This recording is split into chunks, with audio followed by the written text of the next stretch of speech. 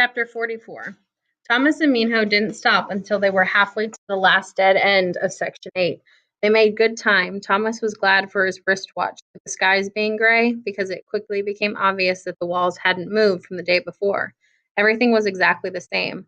There was no need for map making or taking notes. Their only task was to get to the end and start making their way back, searching for things previously unnoticed, anything. Minho allowed a 20-minute break, and then they were back at it. They were silent as they ran. Minho had taught Thomas that speaking only wasted energy, so he concentrated on his pace and his breaths. Regular, even, in, out, in, out. Deeper and deeper into the maze they went, with only their thoughts and the sounds of their feet thumping against the hard stone floor. In the third hour, Teresa surprised him, speaking in his mind from back in the glade. We're making progress. Found a couple more words already, but none of it makes sense yet. Thomas's first instinct was to ignore her, to deny once again that someone had the ability to enter his mind, invade his privacy, but he wanted to talk to her. Can you hear me? He asked, picturing the words in his mind, mentally throwing them out to her in some way he could never have explained. Concentrating, he said it again. Can you hear me? Yes, she replied, really clearly the second time you said it. Thomas was shocked, so shocked he almost quit running. It had worked. Wonder why we can do this, he called out with his mind. The mental effort of speaking to her was already straining. He felt a headache forming like a bulge in his brain. Maybe we were lovers, Teresa said. Thomas tripped and crashed to the ground, smiling sheepishly at Minho, who turned to look without slowing. Thomas got back up and caught up to him. What? He finally asked. He sensed a laugh from her, a watery image full of color. This is so bizarre, she said. It's like you're a stranger, but I know you're not. Thomas felt a pleasant chill, even though he was sweating. Sorry to break it to you, but we are strangers. I just met you, remember? Don't be stupid, Tom. I think someone altered our brains, put something in there so we could do this telepathy thing before we came here, which makes me think we already knew each other. It was something he'd wondered about, and he thought she was probably right, hoped it anyway, but he was really starting to like her. Brains altered, he asked. How? I don't know. Some memory I can't quite grasp. I think we did something big. Thomas thought about how he'd always felt a connection to her ever since she arrived in the glade. He wanted to dig a little more and see what she said. What are you talking about? Wish I knew. I'm just trying to bounce ideas off you to see if it sparks anything in your mind. Thomas thought about what Gally, Ben, and Albie had said about him. Their suspicions that he was against them somehow, was someone not to trust. He thought about what Teresa had said to him too, the very first time that he and she had somehow done all of this to them. This code has to mean something, she added. And the thing I wrote on my arm, wicked is good. Maybe it won't matter, he answered. Maybe we'll find an exit. You never know. Thomas squeezed his eyes shut for a few seconds as he ran, trying to concentrate. A pocket of air seemed to float in his chest every time they spoke, a swelling that half annoyed and half thrilled him. His eyes popped back open when he realized she could maybe read his thoughts even when he wasn't trying to communicate.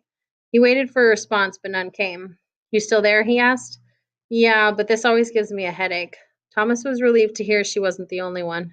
My head hurts too. Okay, she said. See you later. No, wait. He didn't want her to leave. She was helping the time pass, making the running easier somehow. Bye, Tom. I'll let you know if we figure anything out. Teresa, what about the thing you wrote on your arm? Several seconds passed. No reply. Teresa? She was gone. Thomas felt as if that bubble of air in his chest had burst, releasing toxins into his body. His stomach hurt, and the thought of running the rest of the day suddenly depressed him. In some ways, he wanted to tell Minho about he and Teresa could talk, to share what was happening before it made his brain explode, but he didn't dare. Throwing telepathy into the whole situation didn't seem like the grandest of ideas. Everything was weird enough already. Thomas put his head down and drew in a long, deep breath. He would just keep his mouth shut and run. 2 breaks later, Minho finally slowed to a walk as they headed down a long corridor that ended in a wall. He stopped and took a seat against the dead end. The ivy was especially thick there. It made the world seem green and lush, hiding the hard, impenetrable stone. Thomas joined him on the ground, and they attacked their modest lunch of sandwiches and sliced fruit. This is it, Minho said, after his second bite. We've already run through the whole section. Surprise, surprise, no exits. Thomas already knew this, but hearing it made his heart sink even lower. Without another word from himself or Minho, he finished his food and readied himself to explore, to look for who know what. For the next few hours, he and Minho scoured the ground, felt along the walls, climbed up the ivy in random spots. They found nothing, and Thomas grew more and more discouraged. The only thing interesting was another one of those odd signs that read Worlds in Catastrophe, Kill Zone Experiment Department. Minho didn't even give it a second glance. They had another meal, searched some more. They found nothing. And Thomas was beginning to get ready to accept the inevitable, that there was nothing to find.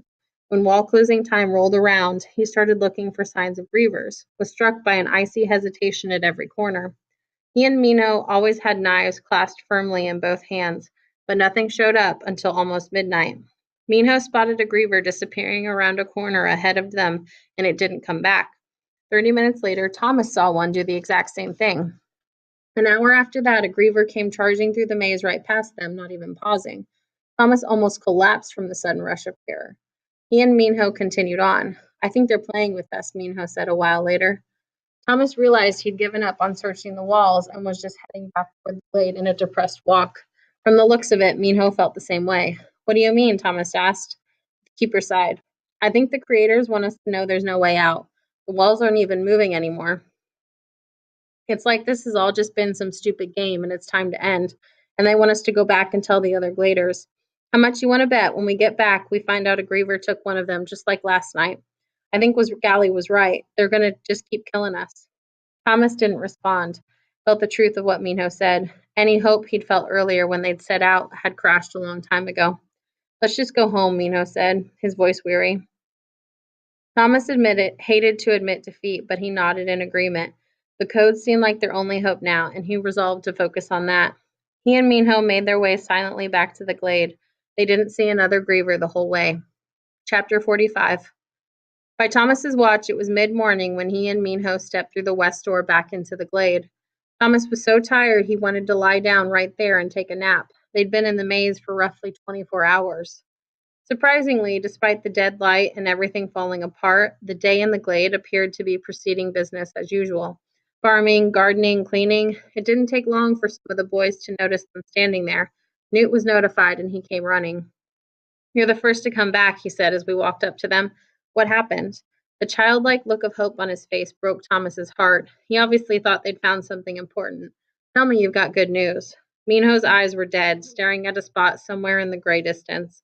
Nothing, he said. The maze is a big frickin' joke. Newt looked at Thomas, confused. What's he talking about?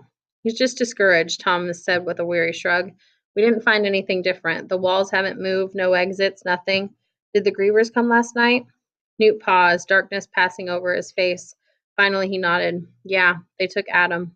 Thomas didn't know the name and felt guilty for feeling nothing. It's one person again, he thought. Maybe Gally was right. Newt was about to say something else when Minho freaked out, startling Thomas. I'm sick of this, Minho spat in the ivy, veins popping out of his neck. I'm sick of it. It's over. It's all over. He took off his backpack and threw it on the ground. There's no exit. Never was, never will be. We're all shocked. Thomas watched his throat dry as Minho stomped off toward the homestead. It worried him. If Minho gave up, they were all in big trouble. Newt didn't say a word. He left Thomas standing there, now in his own daze. Despair hung in the air like the smoke from the map room, thick and acrid. The other runners returned within the hour, and from what Thomas heard, none of them had found anything, and they'd eventually given up as well. Glum faces were everywhere throughout the glade, and most of the workers had abandoned their daily jobs. Thomas knew that the code of the maze was their only hope now. It had to reveal something. It had to. And after aimlessly wandering the glade to hear the other runners' stories, he snapped out of his funk. Teresa, he said in his mind, closing his eyes, as if that would do the trick. Where are you? Did you figure anything out? After a long pause, he almost gave up, thinking it didn't work. Huh? Tom, did you say something? Yeah, he said, excited he'd made contact again. Can you hear me? Am I doing this thing right? Sometimes it's choppy, but it's working. Kind of freaky, huh? Thomas thought about that. Actually, he was sort of getting used to it. It's not so bad.